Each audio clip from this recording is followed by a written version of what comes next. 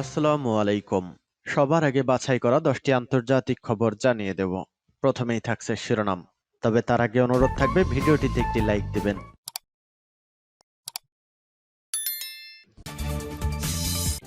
দখলবাদী ইসরায়েলকে ঘিরে ফেলেছে রাশিয়ার যুদ্ধ বিমান এবং সেনাবাহিনী। এইবার আর রক্ষা নাই, ইসরায়েল সিরিয়া সীমান্তের রুশ সেনা মোতায়েন।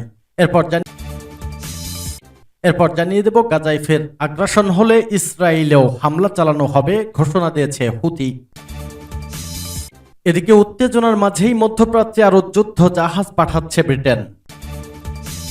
এদিকে অধিকৃত কাশ্মীরে দমিয়ে রাখা হয়েছে ইসরায়েল বিরোধী বিক্ষোভ। এরপর জানিয়ে দেব লন্ডনের হিথ্রো বিমানবন্দরের মালিকানা কিনছে সৌদি।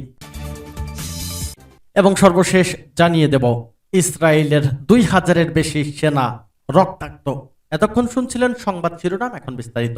অনুরোধ থাকবে এই ভিডিওটিতে একটি লাইক দিন, কমেন্টস করে জানিয়ে দিন আপনি কোন জেলা থেকে বা কোথা থেকে আমাদের সংবাদ শুনছেন এবং দেখছেন।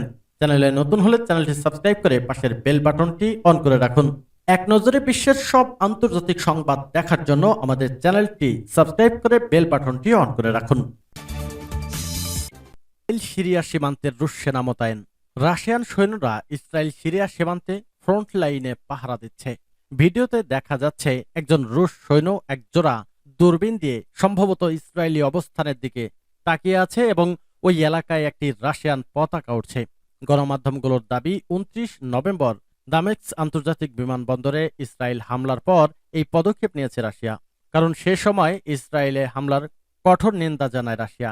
এই হামলা বন্ধ হয়ে গেছে সিরিয়ার একটি বিমানবন্দর। এ ঘটনার পর জাতিসংঘের সাধারণ পরিষদের গোলান মালভূমি থেকে সৈন্য প্রত্যাহারের জন্য ইসরায়েলকে আহ্বান জানানো হয়েছে। এ ঘটনায় গভীর উদ্বেগ প্রকাশ করেছে জাতিসংঘ। জাতিসংঘে উত্থাপিত এক রেজুলেশনে বলা হয়, গোলান মালভূমি থেকে ইসরায়েলের সৈন্য প্রত্যাহার করা উচিত। এতে জাতিসংঘের 193 সদস্য রাষ্ট্র একমত পোষণ করেছে, তবে এর বিরোধিতা করেছে 8টি রাষ্ট্র।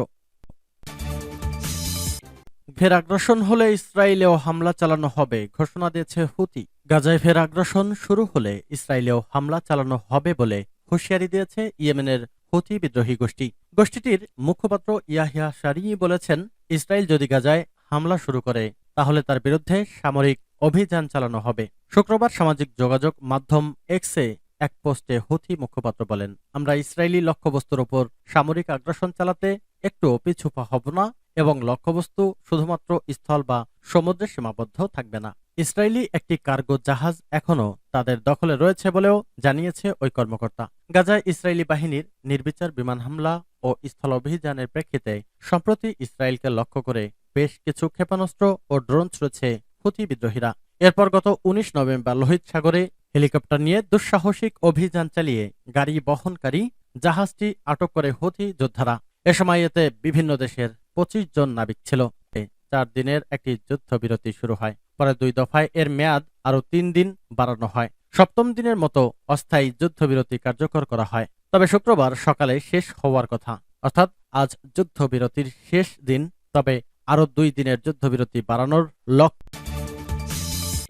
ওনার মধ্যেই মধ্যপ্রাচ্যে আরো যুদ্ধ জাহাজ পাঠাচ্ছে ব্রিটেন। ফিলিস্তিনের গাজা যুদ্ধ নিয়ে বর্তমানে চরম উত্তেজনা বিরাজ করছে মধ্যপ্রাচ্য জুড়ে। টানা 1.5 মাসের সংঘাতে অবরুদ্ধ গাজায় প্রাণহানির সংখ্যা 15,800 ছাড়িয়েছে আগেই। গাজায় এখন যুদ্ধবিরতি চললেও সাময়িক এই যুদ্ধবিরতি শেষ হওয়ার পরপরই লড়াই নতুন করে শুরু হতে পারে। এই পরিস্থিতিতে মধ্যপ্রাচ্যে আরো একটি জাহাজ পাঠাচ্ছে ব্রিটেন। এই যুদ্ধ জাহাজটি উপসাগরে আগে থেকে মোতায়েন থাকা অন্য একটি জাহাজের সঙ্গে যোগ দেবে। গণমাধ্যমের প্রতিবেদনে বলা হয়েছে, মধ্যপ্রাচ্যে ক্রমবর্ধমান উত্তেজনার প্রতিক্রিয়ায় উপসাগরের দ্বিতীয় যুদ্ধ জাহাজ পাঠাতে যাচ্ছে ব্রিটেন। HMS ডায়মন্ড নামে টাইপ 45 ডেস্ট্রয়ার এই যুদ্ধ জাহাজটি সেখানে আগে থেকে অবস্থান করা ফ্রিগেট HMS লাস্কারস্টের সঙ্গে যোগ দেবে। ব্রিটিশ প্রতিরক্ষামন্ত্রী গ্রান্ট শামস বলেছেন, এই অঞ্চলে আমাদের উপস্থিতি জোরদার করার বিষয়টি গুরুত্বপূর্ণ। অধিকারে দমিয়ে রাখা হয়েছে ইসরায়েল বিরোধী বিক্ষোভ। গাজায় ইসরায়েলি যুদ্ধ নিয়ে পশ্চিমা রাজধানী থেকে শুরু করে মুসলিম রাষ্ট্রগুলোতে প্রতিবাদ সমাবেশ শিরোনাম হয়েছে, কিন্তু ফিলিস্তিনপন্থী অবস্থানের জন্য পরিচিত একটি জায়গা স্পষ্টতই শান্ত, আর তা হচ্ছে ভারত অধিকৃত কাশ্মীর।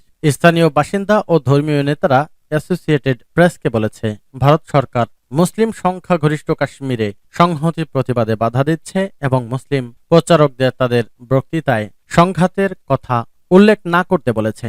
এসব নিষেধাজ্ঞা এ অঞ্চলে নয়াদিল্লির শাসনের অবসানের দাবিতে পরিণত হতে পারে এমন কোনো প্রতিবাদ রোধে ভারতের প্রচেষ্টার অংশ। ইসরায়েলের বেশি সেনা জখম করে ফেলল হামাসের যোদ্ধারা। ফিলিস্তিনের স্বাধীনতাকামী সংগঠন হামাসের সাথে গত 7 অক্টোবর থেকে ইসরায়েলের যুদ্ধ শুরু হয়। ওই দিন ইসরায়েলের বিভিন্ন অবৈধ বসতি লক্ষ্য করে হামলা চালায় হামাস। 1.5 মাসেরও বেশি সময় ধরে চলা এই যুদ্ধে এখনো পর্যন্ত 2000-এর বেশি সেনা আহত হয়েছে বলে জানিয়েছে ইসরায়েলি সেনাবাহিনী। এর মধ্যে গুরুতর আহত 287 জনকে হাসপাতালে ভর্তি করতে হয়েছে। তাছাড়া 7 অক্টোবর থেকে এখনো পর্যন্ত অন্তত 400 ইসরায়েলি সেনা নিহত হয়েছে, যাদের বেশিরভাগ যুদ্ধের প্রথম দিনে 7 অক্টোবর হামাসের অতর্কিত হামলায় প্রাণ হারান, আর বাকিরা গাজার ভেতরে যুদ্ধক্ষেত্রে নিহত হয়েছে। ইসরায়েলের সেনাবাহিনীর তথ্য অনুযায়ী গত 28 অক্টোবর থেকে স্থল অভিযান শুরুর পর তাদের 70 সেনা নিহত হয়েছে। তবে হামাসের এক উচ্চপদস্থ নেতা গত সপ্তাহে জানান, তাদের যোদ্ধাদের হামলায় গাজায় অসংখ্য ইসরায়েলি সেনা আহত হয়েছেন, যাদের মধ্যে অন্তত 500 জনের অবস্থা গুরুতর। হামাসের ওই নেতা আরো জানান, দখলদার ইসরায়েলি সেনারা গাজায় হামাসকে নির্মূলের অভিযান চালালেও তারা এখনো পর্যন্ত একটি লক্ষ্য অর্জন করতে পারেনি। তারা শুধুমাত্র গাজার সাধারণ মানুষকে হত্যাই করছে। দখলদার ইসরায়েলিদের গাজায় হামলায় এখনো পর্যন্ত 15,000-এর বেশি মানুষ নিহত হয়েছে। এছাড়া আহত হয়েছে 30,000-এর বেশি সাধারণ ফিলিস্তিনি। আহত ও নিহতের বেশিরভাগই নারী ও শিশু। সূত্র আল জাজিরা। পশ্চিমা বিশ্বে ইসলাম বিদ্বেষ আবারও মাথাচাড়া দিয়ে উঠেছে।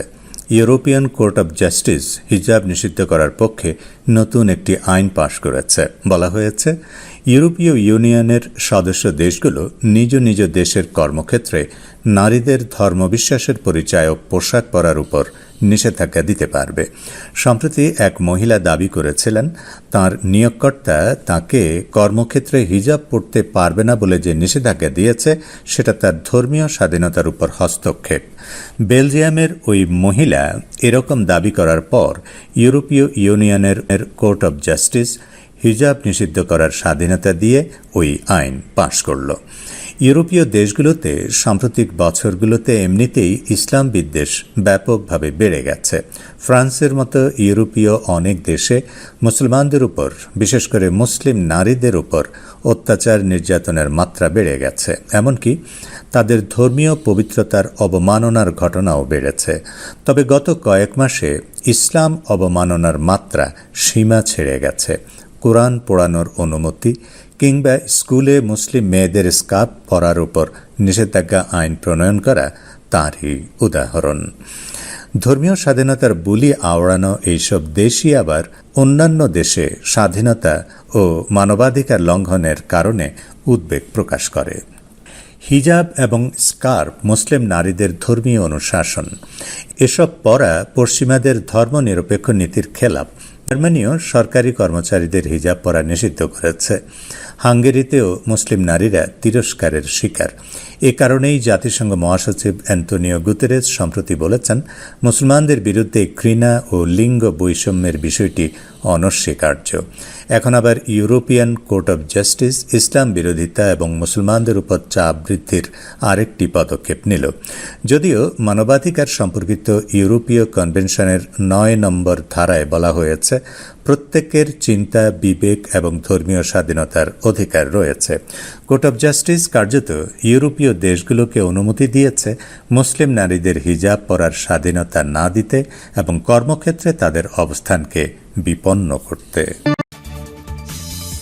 ইসরায়েলের বেশি সেনা জখম করে ফেলল হামাসের যোদ্ধারা। ফিলিস্তিনের স্বাধীনতাকামী সংগঠন হামাসের সাথে গত 7 অক্টোবর থেকে ইসরায়েলের যুদ্ধ শুরু হয়। ওই দিন ইসরায়েলের বিভিন্ন অবৈধ বসতি লক্ষ্য করে হামলা চালায় হামাস। 1.5 মাসেরও বেশি সময় ধরে চলা এই যুদ্ধে এখনো পর্যন্ত 2000-এর বেশি সেনা আহত হয়েছে বলে জানিয়েছে ইসরায়েলি সেনাবাহিনী। এর মধ্যে গুরুতর আহত 287 জনকে হাসপাতালে ভর্তি করতে হয়েছে। তাছাড়া 7 অক্টোবর থেকে এখনো পর্যন্ত অন্তত 400 ইসরায়েলি সেনা নিহত হয়েছে, যাদের বেশিরভাগ যুদ্ধের প্রথম দিনে 7 অক্টোবর হামাসের অতর্কিত হামলায় প্রাণ হারান, আর বাকিরা গাজার ভেতরে যুদ্ধক্ষেত্রে নিহত হয়েছে। ইসরায়েলের সেনাবাহিনীর তথ্য অনুযায়ী গত 28 অক্টোবর থেকে স্থল অভিযান শুরুর পর তাদের 70 সেনা নিহত হয়েছে। তবে হামাসের এক উচ্চপদস্থ নেতা গত সপ্তাহে জানান, তাদের যোদ্ধাদের হামলায় গাজায় অসংখ্য ইসরায়েলি সেনা আহত হয়েছেন, যাদের মধ্যে অন্তত 500 জনের অবস্থা গুরুতর। হামাসের ওই নেতা আরও জানান, দখলদার ইসরায়েলি সেনারা গাজায় হামাসকে নির্মূলের অভিযান চালালেও তারা এখনো পর্যন্ত একটি লক্ষ্য অর্জন করতে পারেনি। তারা শুধুমাত্র গাজার সাধারণ মানুষকে হত্যাই করছে। দখলদার ইসরায়েলিদের গাজায় হামলায় এখনো পর্যন্ত 15,000-এর বেশি মানুষ নিহত হয়েছে। এছাড়া আহত হয়েছে 30,000-এর বেশি সাধারণ ফিলিস্তিনি। আহত ও নিহতের বেশিরভাগই নারী ও শিশু। সূত্র আল জাজিরা।